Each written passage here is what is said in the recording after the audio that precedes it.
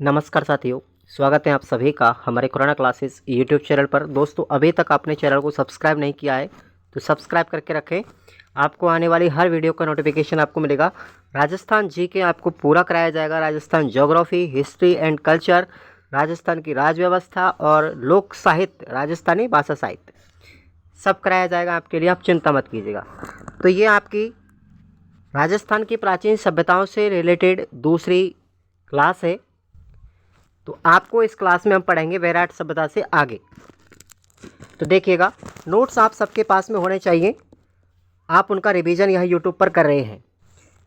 तो देखेंगे साथियों, वैराट जो सभ्यता है ये विराट नगर में स्थित है और विराट नगर कोटपुतली बहरोड ज़िले में आता है और यह सभ्यता वाणगंगा नदी के किनारे विकसित हुई थी।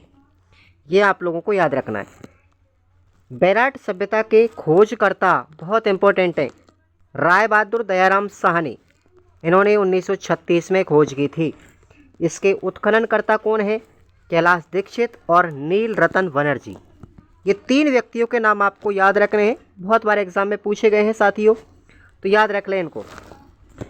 वैराट सभ्यता को अलवर का सिंह द्वार भी कहा जाता है। वैराट सभ्यता को अलवर का सिंह द्वार भी कहा जाता है। वैराट सभ्यता का उत्खनन 3 पहाड़ियों पर हुआ था। 3 पहाड़ियों से हुआ है। पहला है बीजक की डूंगरी, दूसरा है भीम डूंगरी और तीसरा है गणेश डूंगरी या महादेव डूंगरी। तो देखेंगे, एक एक की बात करेंगे हम। वैराट सभ्यता को प्राचीन काल में मत्स्य जनपद की राजधानी के रूप में भी जाना जाता था। मौर्यकालीन व महाभारत कालीन भी अवशेष इस सभ्यता से प्राप्त हुए और इस सभ्यता को प्राचीन युग की चित्रशाला भी कहा जाता है। वेरी वेरी इंपॉर्टेंट पॉइंट है ये। बीजक की डूंगरी से कौन कौन से अवशेष प्राप्त हुए साथियों, जरा ये देखेंगे और प्रश्न बनता है मोस्ट इसी डूंगरी से। 1837 में सर्वप्रथम कैप्टन वर्ट को भाब्रू का शिलालेख मिला। ध्यान रखेंगे, भाब्रू का शिलालेख प्रथम है ये। इस शिलालेख की ब्राह्मी लिपि थी जिसे वर्तमान में कोलकाता के संग्रहालय में रख दिया है। कब रखा गया था? 1840 में से कोलकाता स्थानांतरण कर दिया। इस शिलालेख का लिथोग्राफ कैप्टन करई के द्वारा तैयार किया गया। भाब्रू के शिलालेख को अशोक का शिलालेख भी कहा जाता है। इस सभ्यता से सर्वप्रथम, नोट करें, इस सभ्यता से सर्वप्रथम सूती वस्त्र के अवशेष मिले। सबसे पहले कहाँ से मिले? वैराट सभ्यता से सूती वस्त्र के अवशेष मिले। इसके बाद कहाँ से मिले? नोट कर लें आप लोग, बालाथल से मिले थे। आपको इससे पहले वाली क्लास में मैंने पढ़ाया है, ध्यान रखें इसको।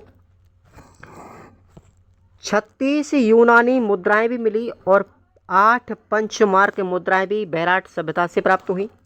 भारत में सर्वप्रथम प्राचीन मंदिरों के अवशेष वैराट सभ्यता से मिले। इस सभ्यता से लोहा, इस सभ्यता के जो लोग थे वो लोहे से परिचित थे, इसीलिए वैराट सभ्यता को लोह युगीन सभ्यता भी कहते हैं। नोट कर लें। पांडवों ने अपना अज्ञातवास इस वैराट सभ्यता में ही बिताया था, विराट नगर में, ध्यान रखें।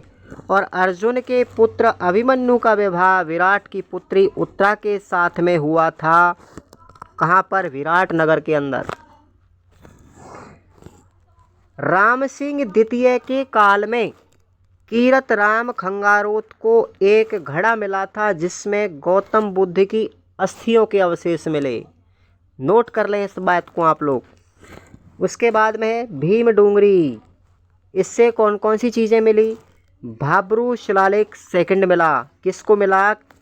CL कलाइल को 1871-72 में मिला भाई। इस शिलालेख की लिपि आपको याद रखनी है, संख्य लिपि थी, अर्थात गुप्त लिपि भी इसको कहते हैं। गणेश डूंगरी से क्या मिला साथियों? यहाँ अकबर के काल में जैन मंदिरों के अवशेष मिले।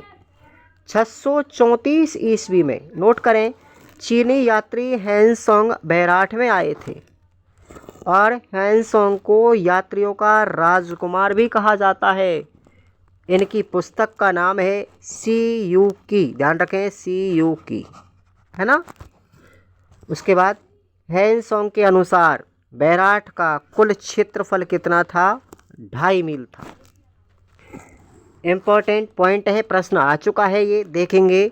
ह्वेनसांग ने बैराठ सभ्यता के लिए कौन सा शब्द यूज किया?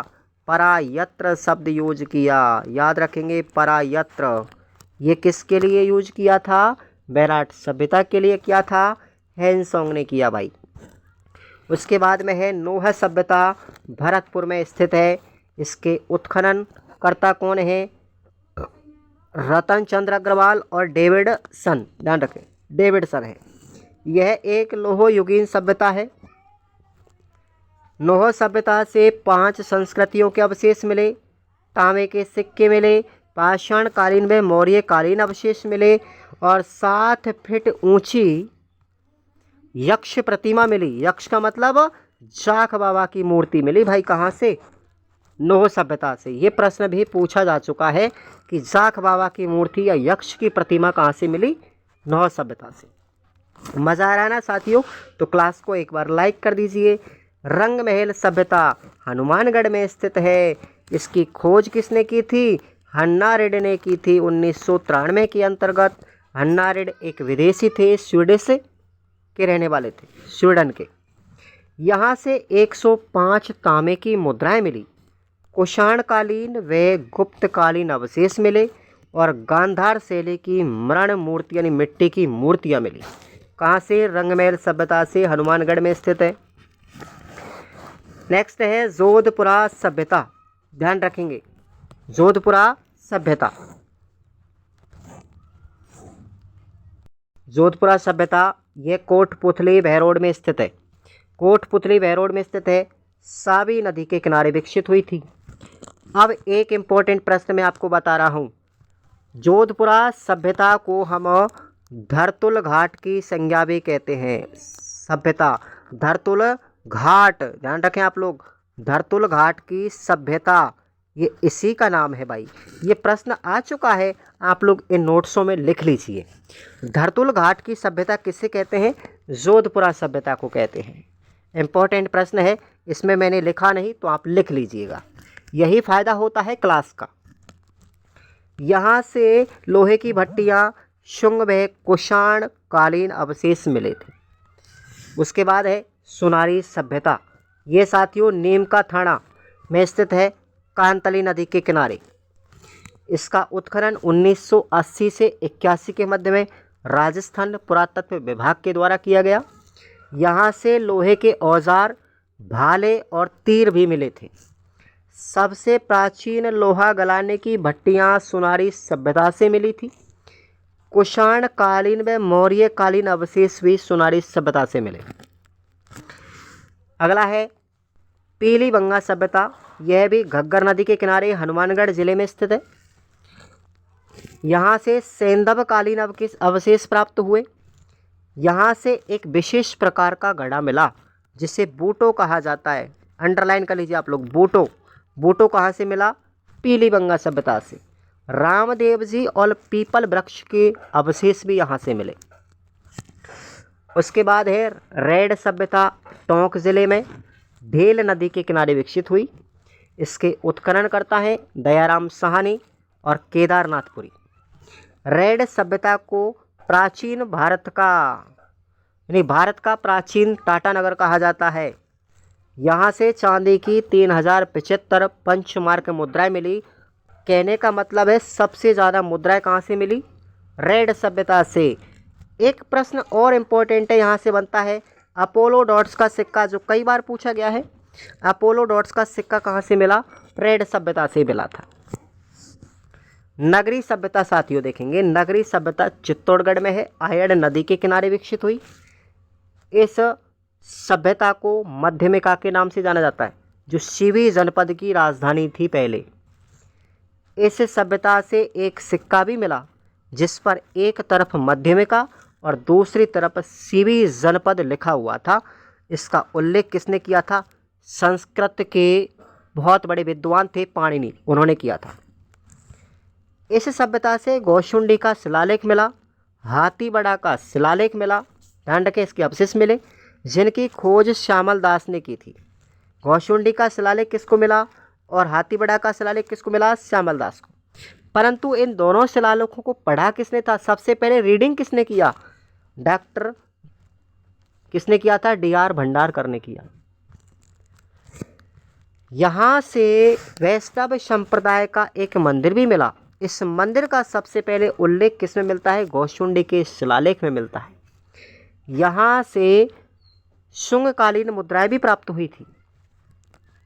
अगली सभ्यता है कुराड़ा सभ्यता। साथियों, ये नागौर जिले में स्थित है। 1954 में पुरातत्व विभाग के द्वारा इसका उत्खनन किया गया। 103 ताम्रपत्र यहाँ से प्राप्त हुए थे और कुराड़ा सभ्यता को औजारों की नगरी भी कहा जाता है। मोस्ट लाइन है, ध्यान रखना आप लोग इसका, है ना। औजारों की नगरी कहा जाता है कुराड़ा सभ्यता को। सोथी सभ्यता देखेंगे। सोथी सभ्यता ये बीकानेर में स्थित है। 1954 में अमलानंद घोष के द्वारा इसका उत्खनन किया गया और अमलानंद घोष ने इस सभ्यता को प्रथम कालीबंगा कहा है। नोट कर लीजिए, प्रथम कालीबंगा सोथी सभ्यता को कहा गया है। किसके द्वारा? अमलानंद घोष के द्वारा। अगला है बरौर सभ्यता। यह भी घग्गर नदी के किनारे स्थित है, लेकिन जिला कौन सा आएगा? गंगानगर। इसे शहरी सभ्यता भी कहते हैं।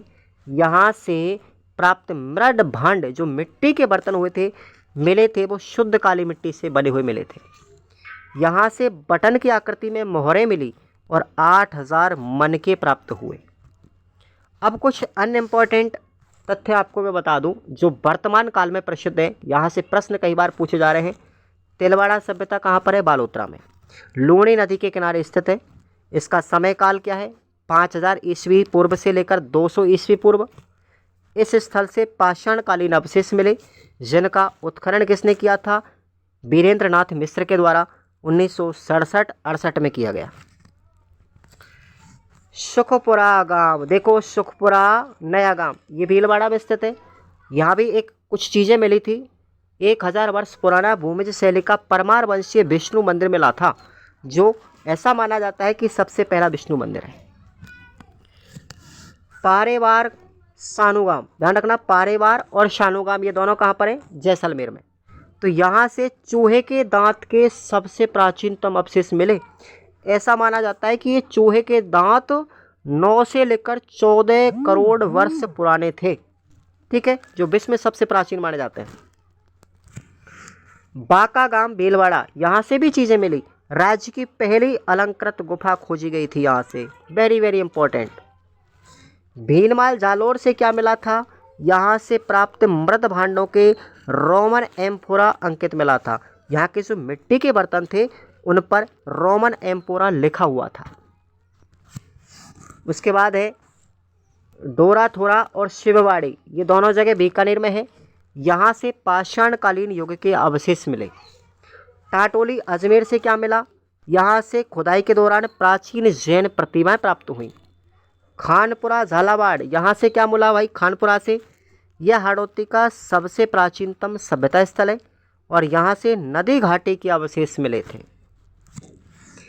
गंगधर झालावाड़ में आता है और यहाँ से गुप्तकालीन मंदिर की संरचना से जुड़ा एक पूरा अवशेष मिला था। उसके बाद है खुदुम्बरा, कोटा के अंदर है। यहाँ से 12वीं शताब्दी का शिव मंदिर प्राप्त हुआ। डडीकर अलवर देखिए साथियों, डडीकर अलवर से क्या मिला? यहाँ से 5 से 7000 वर्ष पुराने शैलचित्र प्राप्त हुए। इस स्थल से वर्ल्ड राइडर रॉक पेंटिंग भी प्राप्त हुई। नोट कीजिएगा, वर्ल्ड राइडर रॉक पेंटिंग पूछा जा सकता है आपसे। ये वर्ल्ड राइडर रॉक पेंटिंग कहाँ से मिली? डडीकर अलवर से प्राप्त हुई थी। गिलुंड सभ्यता कहाँ पर है? राजसमंद में, वनाश नदी के किनारे विकसित हुई थी और यहाँ से ताम्रयुगीन सभ्यता के अवशेष मिले थे। तो ये इस तरीके से आप लोगों के फैक्ट हैं साथियों। और देख लो आप लोग थोड़ा सा, लोहयुगीन सभ्यता कौन कौन सी है? ये वाली लोहयुगीन सभ्यता है, सोनारी सभ्यता, सांवर सभ्यता, रेड सभ्यता, भीनमाल सभ्यता और नगरी सभ्यता।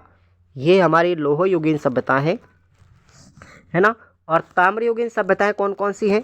पूछ लेता है कभी कभी।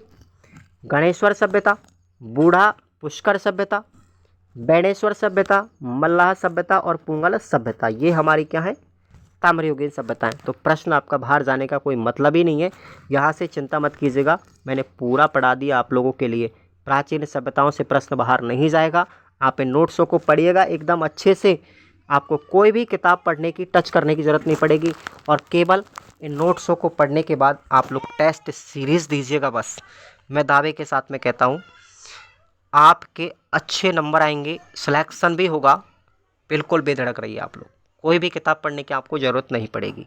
राजस्थान जीके में तो इससे बढ़िया आपको कोई किताब में मैटर तो मिलेगा, परंतु छोटे छोटे अक्षर मिलेंगे। दूसरी चीज़, अनावश्यक चीज़ें भी बहुत मिलेंगी। और इस तरीके से क्लासों में आपको मैं नोट करके पढ़ा रहा हूँ कि यहाँ से प्रश्न बनता है, ये चीज़ इंपॉर्टेंट है, तो वो भी आप लोग ज़रूर देखते रहें। Thank you so much, best of luck.